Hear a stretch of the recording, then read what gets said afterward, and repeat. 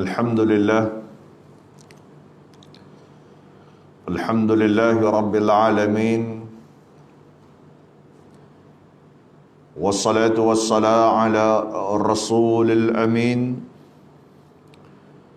wa ala alihi wa sahbihi ajma'in. Wassalatan wassalaman ala Rasulil Karim Muhammad Al-Mustafa sallallahu alaihi wasallam, Imam al-Muttaqin wa qa'id ad-du'at al-mujahidin wa khatam al-anbiya wal-mursalin wa ala alihi wa sahbihi wa man da'a bida'watihi ila yaumiddin. Subhanaka la ilma lana illa ma 'allamtana innaka antal alimul hakim. Wa la udwana illa 'alal zalimin. Wa la hawla wa la quwwata illa billahil aliyyil azim. Allahumma Rabbana iftah bainana wa bain qaumina bil haqq wa anta khairul fatihin. Summa aqulu rabbi shrah li sadri wa yassir li amri wahlul 'uqdatam min lisani yafqahu qawli. Amma ba'd. Assalamualaikum warahmatullahi wabarakatuh.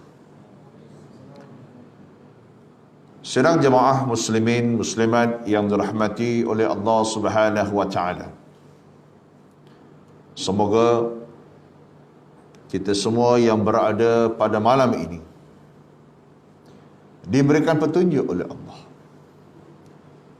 untuk sama-sama kita memahami akan peristiwa yang telah berlaku ke atas baginda Rasulullah sallallahu alaihi wasallam, untuk kita laksanakan akan pengajarannya di dalam kehidupan seharian kita, semata-mata untuk mencari keredaan di sisi Allah Subhanahu wa taala. Semoga dengan hidayah yang diberikan oleh Allah Subhanahu wa taala kita mampu untuk melaksanakan akan semua perkara yang telah diperintahkan oleh Allah. Dengan hal keadaan yang sama, kita juga menghindarkan diri daripada melakukan perkara-perkara yang menjadi larangan daripada Allah. Seterusnya sudah pasti kita sebagai hamba kepada Allah Subhanahu wa taala akan bersifat ar-raja' wal khauf.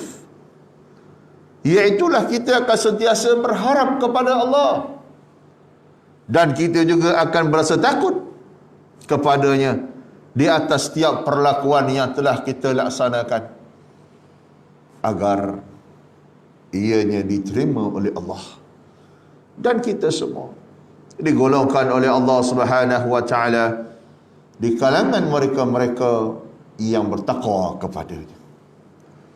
Sedang jemaah yang dirahmati oleh Allah Subhanahu wa taala, hanya tinggal beberapa detik sahaja lagi dalam keadaan kita bakal meninggalkan tahun 1441.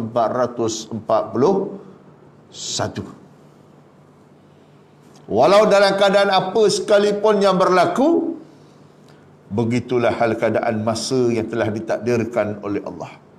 Sama ada kita bersedia atau tidak, sama ada kita mengisikan ruang waktu itu dengan perkara yang baik atau tidak, maka ianya akan tetap terus berjalan mengikut waktu dan qadar yang telah ditetapkan oleh Allah. Maka tidak akan ada sesuatu pun yang mampu untuk menghalang ianya daripada terus berlalu, sama ada dalam keadaan memberikan kebaikan kepada kita ataupun tidak. Maka kesemuanya itu adalah tertakluk kepada apa yang telah kita lakukan di atas petunjuk Allah Subhanahu wa taala. Sebab itu jangan sampai kita hari ini tergolong di antara mereka-mereka yang disebutkan sebagai khasirin, iaitulah golongan orang-orang yang rugi. Kalau kita tidak mahu terjebak di dalam golongan itu, kalau golongan itu adalah merupakan golongan-golongan yang sudah pasti, ianya adalah jauh daripada rahman Allah. Tuan-tuan, inilah pengorbanan yang telah dilaksanakan oleh Nabi sallallahu alaihi wasallam. Dan bukan hanya Nabi sallallahu alaihi wasallam, tetapi juga di kalangan para sahabat radhiyallahu anhum ajma'in. Dan bukan hanya di kalangan para sahabat, tetapi juga di kalangan para sahabiat. Artinya apa? Pengorbanan dilaksanakan bukan hanya berlaku kepada Nabi sallallahu alaihi wasallam, tetapi juga di kalangan para sahabat lelaki, sahabat Nabi yang lelaki, dan juga di kalangan sahabiat, di kalangan sahabat-sahabat wanita kepada Nabi. Maksudnya di kalangan muslimin dan muslimat, mukminin dan mukminat. Ni hal keadaan mereka ni tuan-tuan sekalian sanggup melaksanakan apa saja demi memastikan dalam keadaan apa yang telah ditakdirkan oleh Allah Subhanahu wa taala, mereka mampu untuk mengisi dengan perkara-perkara yang baik. Tuan-tuan, kalau kita nak rungkaikan tentang peristiwa hijrah ini, ia terlalu luas, tak cukup untuk kita bahas dalam waktu yang sesingkat ini. Tetapi tuan-tuan sekalian, nak tak nak kita terpaksa juga sebut tentang beberapa perkara, supaya kita kena sentiasa mengambil ingatan daripada apa yang telah berlaku, kata Nabi sallallahu alaihi wasallam, sekaligus menolak segala fakta-fakta yang telah cuba dimainkan oleh mereka-mereka yang tidak suka kepada Islam, sehingga mereka tidak sedar, walaupun dengan sekadar ungkapan perkataan, mereka telah memberikan kesan kepada Nabi sallallahu alaihi wasallam, mencemarkan Nabi sallallahu alaihi wasallam. Ini yang kita tidak mahu. Sebab tu tuan-tuan dirahmati oleh Allah Subhanahu wa taala, Nabi sallallahu alaihi wasallam keluar daripada Mekah. Bermulanya proses perhijrahan ini berlaku setahun sebelum baginda keluar. Setahun sebelum baginda keluar. Bermaksud Nabi sudah berada setelah mana menyebarkan syariat, tuan-tuan sekalian, 12 tahun. Kenapa kita kira 12 tahun, tuan-tuan? Sebab Nabi SAW berada di mana? Di Mekah selama berapa tahun? 13 tahun. Jadi setahun sebelum baginda keluar, Allah telah perintahkan kepada Nabi SAW untuk menyampaikan dakwah secara apa? Secara jahriyah. Artinya secara umum, secara terbuka. Kerana dakwah Nabi ketika itu tidak pun diberikan mandat oleh Allah SWT untuk dijahrikan, untuk diwawarkan di atas beberapa kemaslahatan yang berlaku. Namun di akhir-akhir sebelum baginda keluar, Allah perintah sebarkan Islam kepada sesiapa saja. Sebab tu Nabi SAW menyampaikan dakwah kepada sesiapa saja, minal khabail. Minal khabail artinya daripada mana-mana kabilah, daripada mana-mana puak yang datang ke Mekah. Kerana Mekah adalah merupakan satu destinasi yang menjadi tumpuan di kalangan manusia seluruh dunia. Bermaksud Mekah ni popular bukan zaman sekarang, dari dulu lagi. Semenjak ia yang telah diasaskan oleh Nabi Ismail alaihissalam, tuan-tuan sekalian, maka ketika itu dah orang dah mula tertumpu di Makkah. Jadi tuan-tuan dirahmati oleh Allah SWT, tatkala Nabi menyampaikan dakwah, Nabi tidak pernah memikirkan sama ada apa yang dia kata itu diterima oleh Allah, diterima oleh masyarakat atau tidak. Nabi tak pernah fikir. Apa yang Nabi fikir adalah setiap benda yang Allah perintah, dia telah sampaikan. Yang akhirnya tuan-tuan sekalian kita lihat, ada di antara mereka yang terima, dan ada di antara mereka yang masih ragu-ragu, sehingga maka masih lagi berdolak-dalik benar atau tidak, agama apa dia oleh Nabi, gila ke Nabi. Ini di antara perkara-perkara yang dihadapi oleh Nabi SAW. Tetapi Nabi SAW, la taqnatu min rahmatillah, itu yang berlaku kepada Nabi. Apa dia? La taqnatu min rahmatillah. Nabi SAW itu berpegang kepada apa yang Allah sebut, janganlah kamu berputus asa daripada rahmat Allah. Sebab Nabi tahu kerja dia hanyalah untuk apa? Menyampaikan saja. Jadi tuan-tuan sekalian, sehinggalah ada satu kabilah datang daripada Yasrib. Nabi dakwah seperti mana biasa. Antara sejarah yang merekaikan peristiwa ini sehingga terainya satu perjanjian yang disebutkan sebagai Sulh Hudaibiyah. Perjanjian Hudaibiyah. Nabi SAW tuan-tuan sekalian berdakwah kepada mereka seramai 12 nafaran. Itu disebutkan dalam kitab. 12 berapa tuan-tuan? 12 berapa? 12. Wahid, satu. Isnani, dua. Talata, tiga. Khamsah, empat. Tak jadilah. Khamsah, lima. Dia. Itu turutan lah. Tuan-tuan boleh belajar lah bahasa Arab. Jadi tuan-tuan sekalian, 12 orang ni di antaranya ada wanita. Jumpa Nabi dakwah. Cerita. Sehinggalah tuan-tuan santar kala Nabi mengakhiri dakwah dia, di antara mereka berkata, adakah kamu ini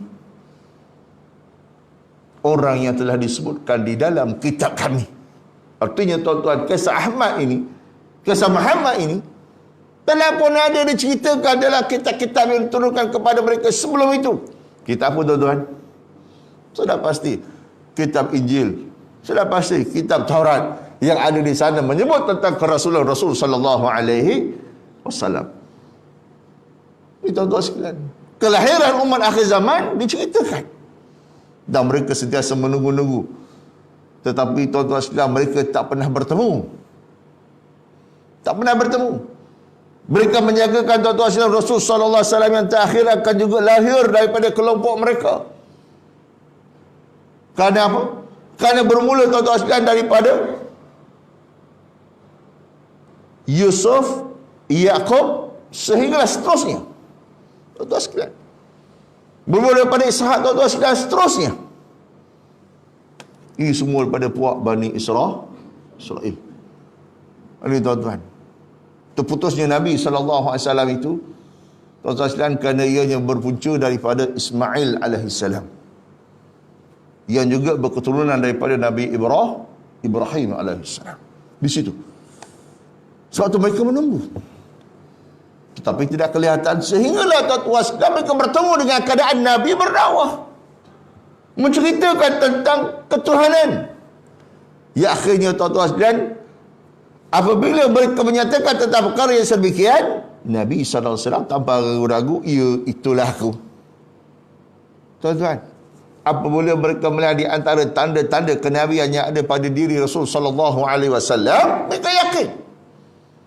Malah dengan petunjuk Allah Subhanahu wa taala mereka beriman. Sehinggalah tuan-tuan sekalian, tatkala mereka kembali ke negara mereka, Rasul sallallahu alaihi wasallam tidak membiarkan. Malah Nabi telah mengutuskan seorang sahabat yang bernama siapa? Mus'ab ibn Umair. Mus'ab ibn Umair itu tuan-tuan sekalian bukan kalangan orang yang hebat. Walaupun sejarahnya juga merupakan seorang bangsawan. Tetapi tuan-tuan sekalian, oleh kerana dengan petunjuk Allah, hidayah Allah, meninggalkan semua kemewahan itu, mencari hakikat kehidupan. Mus'ab bin Umair tuan-tuan seorang yang mukri. Mukri ini orang yang pandai membaca Quran. Nabi hantar Mus'ab bin tuan-tuan orang yang pandai baca Quran untuk membimbing mereka. Akhirnya tuan-tuan kita tengok setahun selepas itu, kemuncak Nabi nak keluar tuan-tuan sekalian, iaitulah pada tahun yang ke-13 daripada kerasulan Nabi SAW. Tuan-tuan sekalian, datang balik, mereka bertemu dengan Bilal ibn Rabah dalam satu riwayat yang diriwayatkan oleh Sayyidina Bilal sendiri. Tuan-tuan sekalian, hal keadaannya apa yang berlaku, menceritakan hal keadaan mereka telah datang bertemu dengan Nabi SAW sekali lagi di tempat yang sama tuan-tuan, tetapi jumlahnya bukan isna asyara nafran, bukan jumlahnya 12 orang, tetapi berapa orang? 70 orang, disertai beberapa orang muslimat. Datang jumpa Nabi dengan mantangan tuan-tuan, bukan hanya 70 orang ini, untuk menunjukkan tuan-tuan sekalian, ramainya orang dah masuk apa? Islam. Ni tuan-tuan, setahun ramainya orang masuk 70 orang. Kalau nak tengokkan tuan-tuan keadaan Nabi SAW berdakwah di Mekah, tak ramai.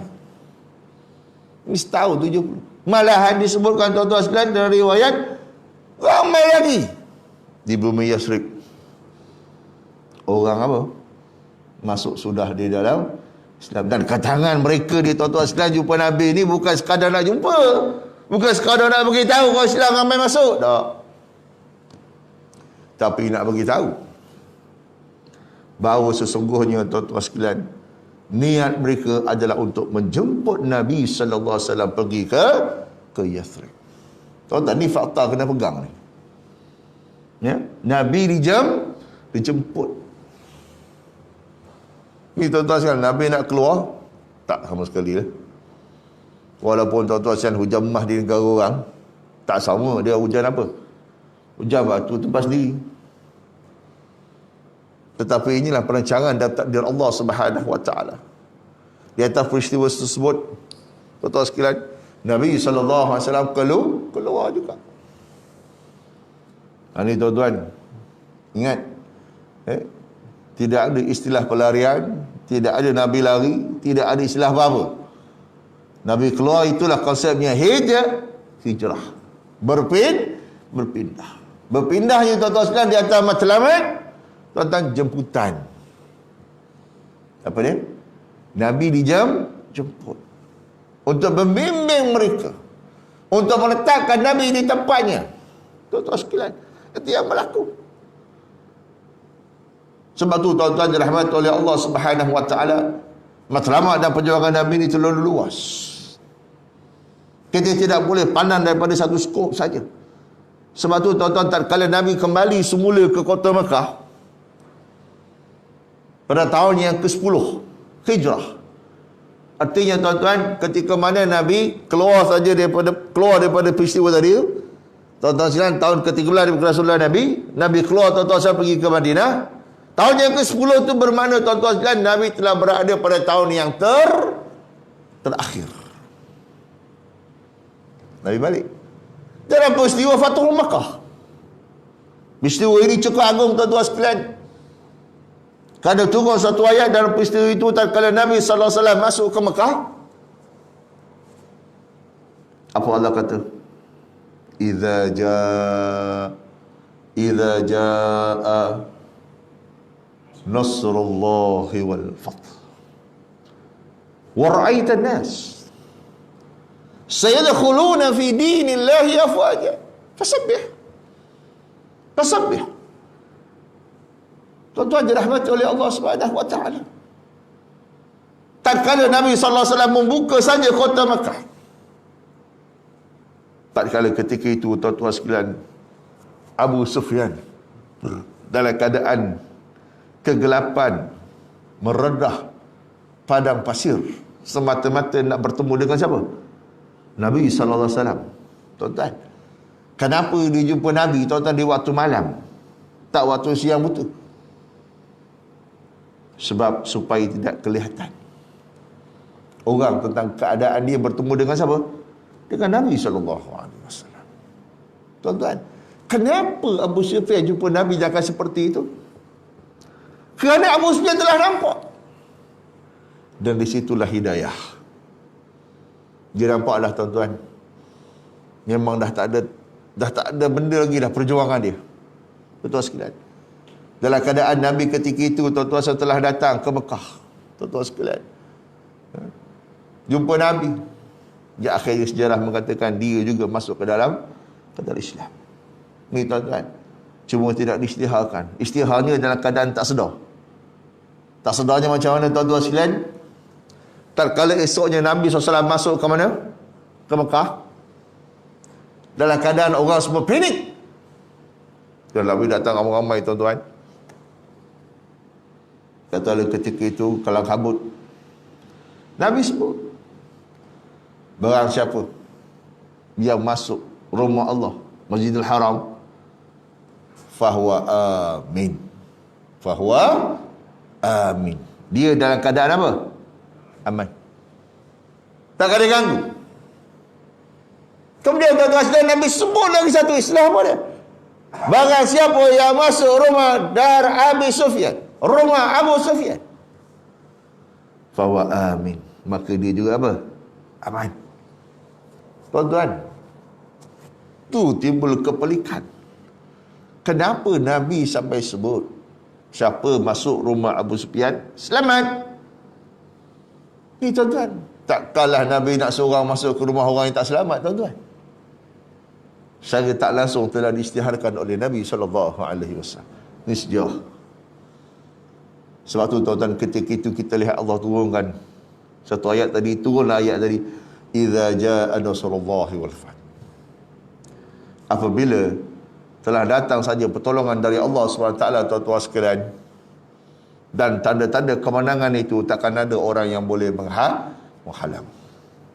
Ini urusan Allah. Walaupun bertahun-tahun tuan-tuan sekalian Nabi berdakwah dalam keadaan sekelip mata saja. Nabi masuk tuan-tuan sekalian tanpa ada senjata, ya, orang boleh ikut cara Nabi. Tuan-tuan dirahmati oleh Allah. Sehinggalah dalam keadaan tuan-tuan sekalian, gambaran yang digambarkan oleh Allah SWT dalam peristiwa itu apa dia? Sayadkhuluna, hal keadaan mereka ni telah masuk fi dinillah, di dalam agama Allah. Waktu kena ingat tuan-tuan, Islam ni adalah agama Allah, bukan agama Nabi. Islam ni agama Allah. Fi dinillah, ini agama Allah. Dalam keadaan kita ini tuan-tuan sekalian hanya menguruskan saja urusan kita dalam menguruskan urusan agama. Segala benda yang melakukan kata agama ni tuan-tuan sekalian adalah merupakan perintah Allah, kita buat. Yang lainnya kita serahkan kepada Allah Subhanahu wa taala. Kerana dialah yang menentukan segala-galanya. Kita manusia tak ada kuasa. Kita hanya melaksanakan tugas kita saja. Kita buat, kita tawakal. Allah yang beri. Ni tuan-tuan sekalian. Siapa sangka dalam keadaan seperti itu, afwaja, berbondong-bondong. Berbondong-bondong artinya apa? Berpusu-pusu. Semua tuan-tuan dalam keadaan fi dinillah, masuk dalam agama Allah. Maka ketika itu tuan-tuan sekalian, dalam keadaan kita memulai kemenangan dan seumpama dengannya, tasbihlah, memuji akan kebesaran Allah Subhanahu wa taala. Qad syukur. Ni tuan-tuan, qad syukur Allah ajar kepada Nabi sallallahu alaihi wasallam juga di kalangan para sahabat. Apabila Allah beri sesuatu kenikmatan yang besar, kemenangan dalam keadaan tidak disangka, tuan-tuan sekalian, maka ketika itu bersyukurlah kamu kepada Allah. Fasabbih bihamdi rabbika wastaghfirhu innahu kana tawwaba. Bukan hanya bertasbih, malah kita disuruh untuk memohon keampunan di sisi Allah Subhanahu wa taala. Mungkin takut-takut dalam keadaan tuan-tuan sekalian di kalangan mereka melaksanakan urusan tersebut, ada perkara-perkara yang menyebabkan hati mereka ni jauh dengan Allah, wastaghfir. Istighfarlah. Jadi tuan-tuan dirahmati oleh Allah Subhanahu wa taala. Sebab tu ketika mana Nabi keluar saja, sejarah merongkaikan terlalu banyak peristiwa-peristiwa yang berlaku. Dalam riwayat Ibnu Ishaq menyatakan tuan-tuan sekalian, Nabi SAW ketika itu Jibril datang. Jibril datang kepada Nabi SAW, tuan-tuan sekalian, untuk beritahu inilah masanya untuk kamu keluar. Tak kala ketika itu tuan-tuan sekalian mendapat perkhabaran daripada Jibril waktu asar. Riwayat menyatakan Rasulullah pergi ke rumah Sayyidina Abu Bakar Siddiq radhiyallahu anhu. Sayyidina Abu Bakar ketika itu memang telah bersedia tuan-tuan. Kiranya berkampung lah di rumah, tak ke mana. Sebab dia tahu dah Nabi dah bagi ni segena lah. Masa untuk kita keluar sudah telah habis. Duduk sini. Walaupun tuan-tuan sekalian hasrat Abu Bakar nak pergi, tuan-tuan sekalian, mana melihat Umar Al-Khattab keluar, Abu Bakar juga nak keluar. Tapi tuan-tuan sekalian, Abu Bakar telah ditegur oleh Nabi SAW untuk tidak keluar. Abu Bakar tak tanya. Abu Bakar tak pernah tanya tuan-tuan. Kerana Abu Bakar radhiyallahu anhu memahami kehendak Nabi. Nabi halang dia pergi bukan kerana Nabi tak suka. Cuma masa belum menentukan. Sama. Cuma dia membuat persiapan. Kerana dia tahu bila masa saja datang, mereka berdua telah siap sedia. Waktu tuan-tuan sekalian, tak kala Rasulullah datang saja ke rumah Sayyidina Abu Bakar As-Siddiq, dan keadaan ketika itu tuan-tuan sekalian Abu Bakar dengan keluarganya ni tuan-tuan sekalian, Nabi ni tuan-tuan sekalian datang jumpa nak beritahu Bakar ni, sampai Abu Bakar tengok kelihatan riak Nabi ni tuan-tuan sekalian, serba salah nak beritahu, nak keluar tu. Kenapa tuan-tuan sekalian rasa serba salah? Sebab ramai orang. Ramainya apa? Sayyidina Abu Bakar bersama dengan saudara-saudara mara dia. Tapi apa kata Abu Bakar? Jangan risau ya Rasulullah, ini semua saudara mara aku. Jangan risau.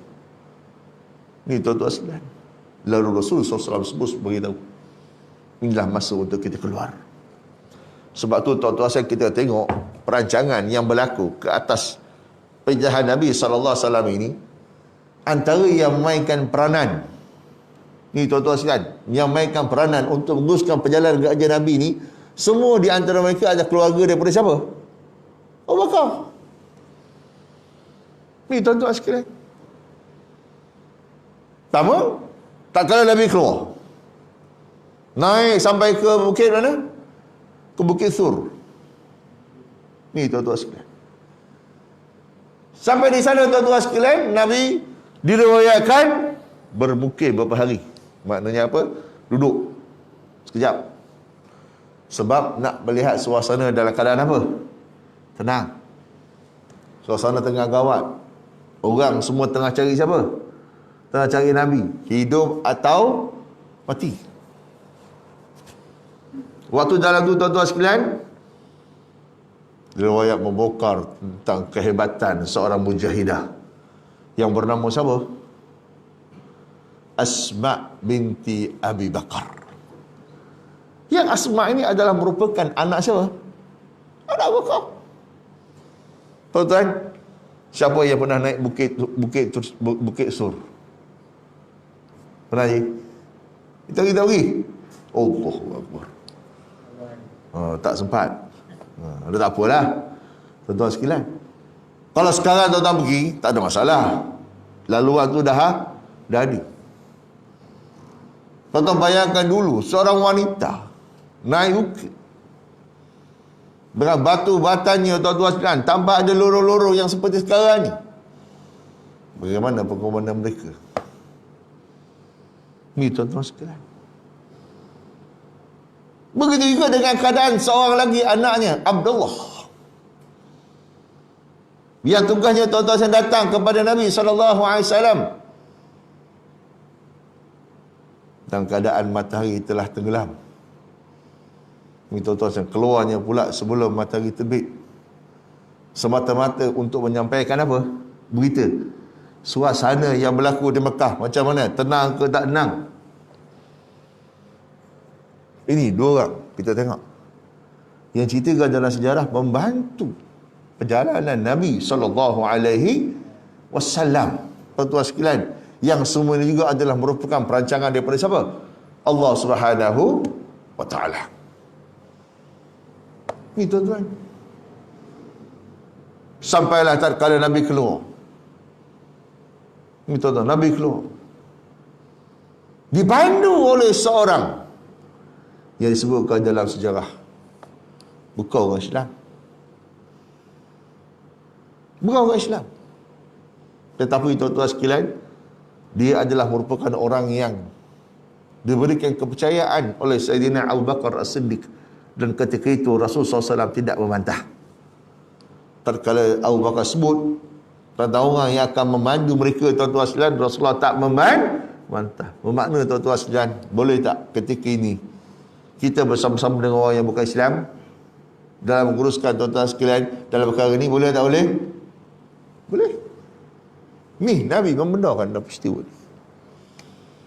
Tapi dalam keadaan, tuan-tuan sekalian, orang-orang yang bukan Islam ni, dia boleh memberikan kerjasama atau kepercayaan kepada orang Islam, tak tentang. Tuan-tuan dirahmati oleh Allah Subhanahu wa Ta'ala, dia jadi mandu Nabi menuju satu jalan yang bukan jalan biasa yang dilalui oleh manusia. Ini tuan-tuan, sebab tu memerlukan kepada seorang pemandu, seorang guide yang memang pakar untuk perjalanan ke sana. Itu pun tuan-tuan dalam keadaan Nabi diuji oleh Allah. Antaranya Suraqah.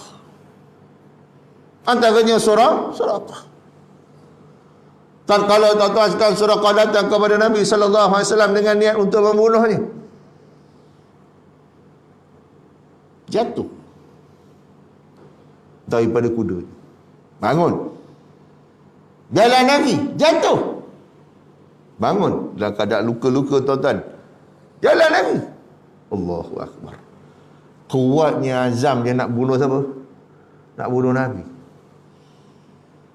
Tuan-tuan kalau di rumah pergi surau sembahyang, jatuh naik motor, kan, bangun terus pergi ke terus balik?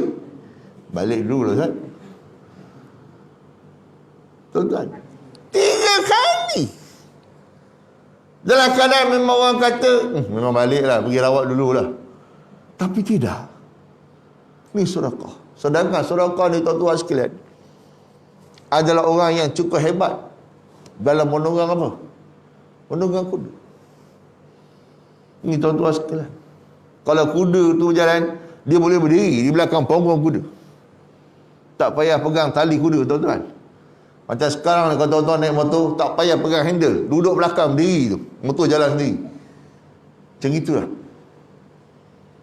tuan-tuan dirahmati oleh Allah Subhanahu wa Ta'ala. Itulah perkara yang menyebabkan Suraqah meneruskan perjalanannya. Kenapa? Kerana dia pelik. Kenapa sampai 3 kali dia jatuh dalam keadaan dia nak bunuh siapa ni? Rasul sallallahu alaihi wasallam. Tu yang menyebabkan dia sepelik. Peliknya apa, tuan-tuan sekalian? Kenapa dalam keadaan dia jadi seperti itu? Sudah semestinya jawapan yang dia dapat dalam kepalanya, tuan-tuan, apa dia? Ni Muhammad ni bukan sembarang orang ni. Kalau tidak, takkan dia saja sekali. Sebab tu tekad dia, tuan-tuan, untuk pergi terus jumpa Nabi SAW. Dan bila dia jumpa Nabi, tuan-tuan, apa yang berlaku? Islam. Sebab tu, tuan-tuan, dia tak cakap. Tapi dia balik ke Mekah, tuan-tuan, dia jumpa mana-mana orang dalam keadaan nak cari Nabi SAW. Apa dia kata? Batalkan saja niat kamu nak bunuh siapa? Nak undang cari Nabi. Dah tak payahlah, balik je. Nampak, tuan-tuan sekalian? Sebab tu Allah SWT kalau nak buat sesuatu kepada seseorang, bila-bila masa Allah nak angkat, Allah nak jatuhkan, bila-bila masa, tuan-tuan sekalian. Dalam keadaan kita tak sangka.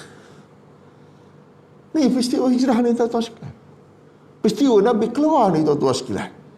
Ya?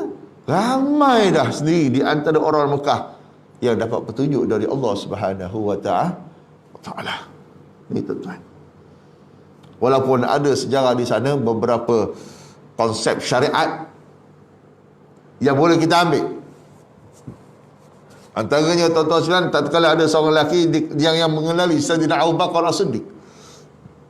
Kenal Sayyidina Abu Bakar, tapi sayang tak kenal siapa? Tak kenal Nabi SAW. Bila tuan-tuan dan bila jumpa Abu Bakar, terus tanya tentang hajat ni. Apa dia? Bertanya tentang Rasul sallallahu alaihi wasallam. Abu Bakar kalau dia nampak pasal Nabi, dia kata apa? Aku tak nampak lah. Nak jaga Nabi ni tuan-tuan. Sedangkan ketika itu Nabi ada tak? Ada. Cuma apa dia kata? Nampak tak Nabi? Dia tak nampak. Tak sekali ketika itu tuan-tuan dia tunjuk Nabi SAW, Abu Bakar toleh.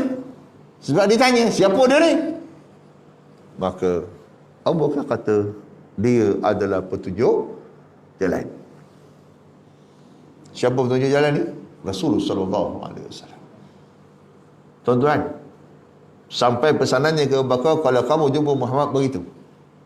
Tuan-tuan, sedangkan Muhammad telah ada ketika itu. Maka dia diperbahaskan. Adakah Abu Bakar ketika itu apa? Berbohong. Adakah ketika itu Abu Bakar berbohong? Kalau kita tengok sejarah ni tuan-tuan, maknanya bohong boleh tak? Ha? Bohong boleh tak? Bohong apa yang boleh ni? Bohong sunat. Mana ada bohong sunat tuan-tuan? Bohong dosa belaka. Tak ada sunat tuan-tuan sekalian. Dan nama bohong, tuan-tuan dirahmati oleh Allah SWT, konsep ini disebut sebagai tauriah. Dalam keadaan untuk nak menyelamatkan khususnya syariat, khususnya agama. Ini tuan-tuan, tauriah ni maksudnya apa? Apa yang kita ungkapkan itu dipahami oleh orang lain bukan dengan apa yang dia maksudkan. Tu maksud Abu Bakar tentang nampak Nabi. Orang ni ingat nampak, memang Abu Bakar tak nampak. Tapi Abu Bakar cakap aku tak nampak sebab apa? Sebab Rasulullah berada di mana? Di belakang Abu Bakar. Memang dia tak nampak. Tapi bila dia kata, siapa pula dia ni? Abu Bakar tengok, nampak tak? Baru nampak. Cuma jawapan dia pula ketika itu, siapa ni? Dia kata apa? Dia ni adalah petunjuk jalan. Masuk Bakar tuan-tuan, petunjuk jalan tu Rasulullah petunjuk jalan ke mana? Ke syurga. Tapi lelaki dia ingat petunjuk jalan ke mana? Ke Madinah. Tu yang maksudkan tadi. Apa yang disampaikan tadi tuan-tuan sekalian, apa yang disampaikan yang dipahami dengan maksud yang lain tuan-tuan sekalian. Jadi benda seperti ini tidak boleh digunakan dalam keadaan sesuka hati. Ni tuan-tuan sekalian. Ya. Sebab tu tuan-tuan yang rahmat oleh Allah, banyak lagi rongkaian sejarah. Ni tuan-tuan sekalian, yang berlaku di atas kehebatan Nabi SAW. Sampailah dalam keadaan tuan-tuan sekalian Nabi di bumi mana? Di bumi Yathrib. Ni tuan-tuan sekalian, dalam keadaan ketika itu tuan-tuan sekalian, orang nampak kelibat Nabi, bukan nampak orang berjalan tuan-tuan. Orang tak nampak kelibat Nabi berjalan tu tuan-tuan, tak. Orang nampak kelibat Nabi dan tuan-tuan sekalian dengan berdasarkan apa? Awan. Masyarakat nampak kelibat Nabi sampai saja di Madinah tuan-tuan sekalian, di Yathrib tuan-tuan sekalian, dengan hanya melihat kelibat siapa? Awan. Awan dalam keadaan berjalan menuju ke Yathrib. Ni tuan-tuan sekalian, jarang awan akan berjalan sedemikian rupa. Jarang. Ni tuan-tuan sekalian, kita kalau naik kereta pun kalau ada awan, dia tak ikut. Tuan-tuan ikut dia pun, dia ke mana dah tuan-tuan sekalian. Tapi ini yang berlaku kepada Nabi SAW. Orang nampak tuan-tuan kelibat Nabi berdasarkan apa? Awal. Ini akhirnya Nabi sampai tuan-tuan sekalian ke Madinah. Dalam keadaan baginda disambut. Tapi kalau Nabi orang tak kenal, orang tak peduli tuan-tuan. Ini tuan-tuan sekalian. Tapi kalau orang kenal, sudah pasti dia apa? Sambut. Ini tuan-tuan sekalian. Nabi SAW tuan-tuan sekalian disambut. Kalau kita tengok tuan-tuan sekalian ketika mana Nabi diraikan, Masya Allah. Masya Allah tuan-tuan, seluruh kampung keluar. Sehingga timbul syair-syair yang cukup hebat. Antaranya apa? Tala'al badru alaina. Ini tuan-tuan antaranya. Terlalu gembira menyambut kedatangan Nabi SAW. Sehingga ada di antara mereka tuan-tuan sekalian menarik Nabi SAW untuk apa? Untuk bermalam di rumah mereka. Tapi Nabi kata apa? Biarkanlah unta ini berjalan, kerana dia tahu ke mana dia nak berhenti. Sampai Nabi kata gitu tuan-tuan, biar je, pandailah nanti unta ni berhenti, di situlah aku malam. Ni tuan-tuan sekalian, dah Nabi tahu itu kerja Allah. Ni tuan-tuan sekalian, kat mana nak berhenti, itulah tempat Nabi. Ni tuan-tuan sekalian, sampailah sejarah merukaikan dia berhenti di satu tempat milik 2 orang anak yatim. Tuan-tuan sekalian, Nabi duduk di situ tuan-tuan sampai bermalam. Itulah tempat Nabi. Jadi tuan-tuan dan rahmat sekalian, dalam ketika mana Nabi bermalam di situ juga ada sejarah. Bagaimana layanan mereka kepada Nabi SAW, tuan-tuan sekalian. Sanggupnya dia tuan-tuan sekalian, ya, tidak mahu mengganggu kedudukan Nabi. Tuan-tuan sekalian tidur, bimbang, takut tuan-tuan sekalian. Ini peristiwa itu tuan-tuan sekalian, kalau tuan-tuan tengok, cukup rapi dibahas oleh para ulama. Sehingga tuan-tuan, setiap itu yang berlaku ketika mana Nabi bermalam itu disebutkan untuk jadi rujukan kepada kita. Termasuklah tuan-tuan sekalian, konsep apa? Konsep barakah. Konsep apa? Konsep barakah. Barakah ni apa tuan? Keberkatan. Tuan rumah masak untuk Nabi, dia tak makan. Dan Nabi tuan-tuan sekalian, bila dia makan, dia tak habis. Dan makanan inilah yang dimakan oleh siapa? Oleh tuan rumah. Berkat. Ini tuan-tuan. Sebab tu tuan-tuan sekalian, ketika mana saya pergi ke Yaman, Hadramaut, saya bersama dengan Datuk Mahfuz Muhammad, dengan Ustaz Abdullah Hussein. Ketika itu kebetulan ada istimewa ulama, tuan-tuan sekalian. Kita pergilah, bukan wakil Malaysia pun, kebetulan pergi sana. Terus dia jemput. Jadi diraikan makan. Jadi tuan-tuan sekalian, kami dijemput oleh pelajar-pelajar Malaysia di sana untuk sekali-sekali meramaikan. Duduk bersama-sama dengan para alim, orang ulama, tuan-tuan sekalian, duduk, dipecahkan. Jadi dah nunggu tuan-tuan sekalian, macam-macam datanglah. Bawa satu dulang, bawa nasi, bawa kambing, bawa macam-macam lah, penuh. Tuan sekalian, dia tengok makanan itu, saya tengok, ini macam tak habis ni. Tapi tak apalah, niat boleh apa? Boleh apa? Bungkus. Boleh makan kat rumah. Bila tuan-tuan sekalian, start saja makan, semua makan lah. Makan. Tapi makan slow, makan slow, relax.